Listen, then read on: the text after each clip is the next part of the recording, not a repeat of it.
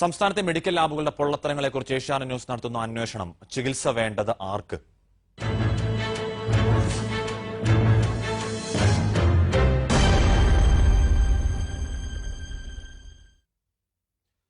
പക്ഷികളുടെയും മൃഗങ്ങളുടെയും രക്തവും മനുഷ്യരക്തവും തിരിച്ചറിയാനാവാത്ത ലാബുകൾ. കോഴിയുടെയും പട്ടിയുടെയും രക്തം നൽകി പ്രമേഹവും രക്തഘടകങ്ങളുടെ അളവുകളും പരിശോധിക്കണമെന്ന് ആവശ്യപ്പെട്ടാൽ സംസ്ഥാനത്തെ ചില ലാബുകൾ അതും ചെയ്തു തരും. അടിസ്ഥാന യോഗ്യതകളില്ലാത്ത ലാബ് ടെക്നീഷ്യന്മാരെക്കുറിച്ചും മാനദണ്ഡങ്ങൾ പാലിക്കാതെ പ്രവർത്തിക്കുന്ന ലാബുകളെക്കുറിച്ചും ഏഷ്യാനെറ്റ് ന്യൂസ് അന്വേഷിക്കുന്നു.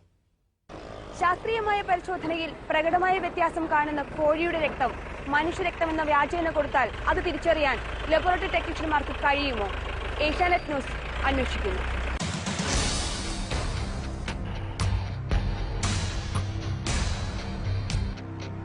തമിഴ്നാട്ടിൽ നിന്നെത്തിച്ച മുട്ടക്കോഴി, പരിശോധനയ്ക്കായി മൃഗാശുപത്രിയിലെത്തിച്ച നായ, ഇവയുടെ രക്തമാണ് ഞങ്ങൾ പരിശോധനയ്ക്കായി എടുത്തത്.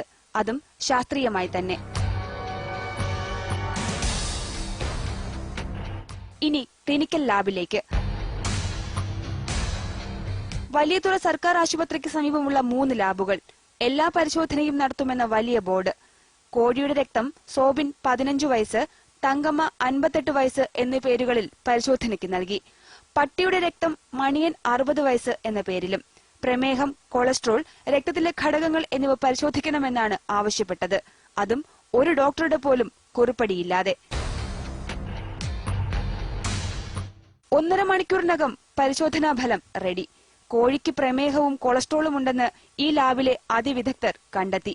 നായയ്ക്ക് രക്തക്കുറവും ESR 45 ആണെന്നും പരിശോധനാ ഫലം. മാത്രമല്ല, ശ്വേതരക്താണുക്കളുടെ അഥവാ WBCയുടെ അളവ് മനുഷ്യരക്തത്തിലേതിന് തുല്യമാക്കിയുള്ള റിപ്പോർട്ടും കിട്ടി. നായയുടെയും കോഴിയുടെയും രക്തം ഒരുമിച്ച് ചേർത്ത് ഒരിക്കൽ കൂടി പരിശോധനയ്ക്ക് നൽകി. അപ്പോഴും പരിശോധനാ ഫലം മനുഷ്യരക്തത്തിന് തുല്യം. ആരോഗ്യ കേരളത്തിന് മാനക്കേടാണിത്.